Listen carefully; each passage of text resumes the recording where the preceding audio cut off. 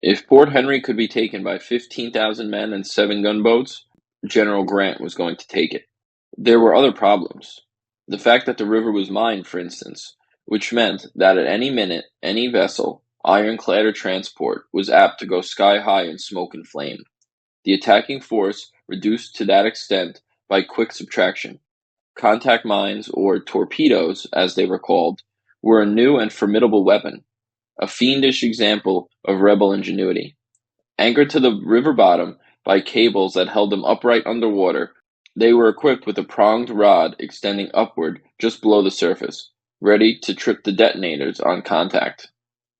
The rising river had reduced their effectiveness, some being submerged by now beyond scraping distance and others floating around loose, torn from their moorings. But there was still a good deal of conjecture and concern about them.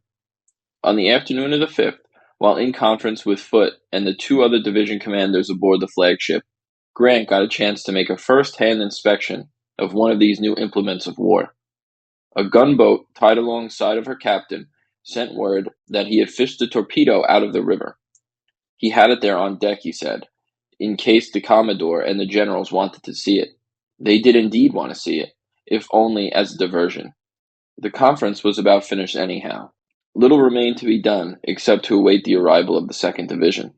Crossing over to the gunboat, the Commodore and his aides and the general and their staff clustered on the fantail and stood in a semicircle looking down at the torpedo.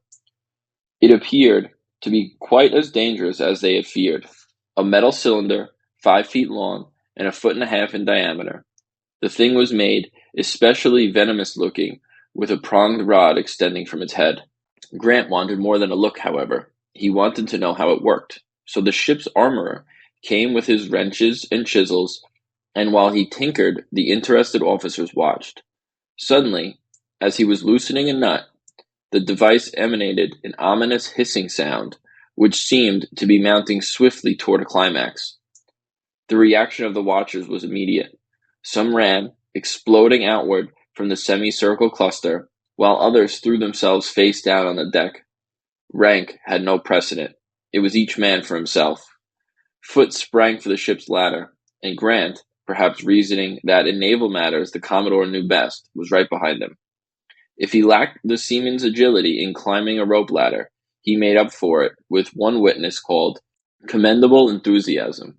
At the top, the Commodore looked back over his shoulder and found Grant rapidly upon him. The hissing had stopped. Whatever danger had been was past. Foote smiled.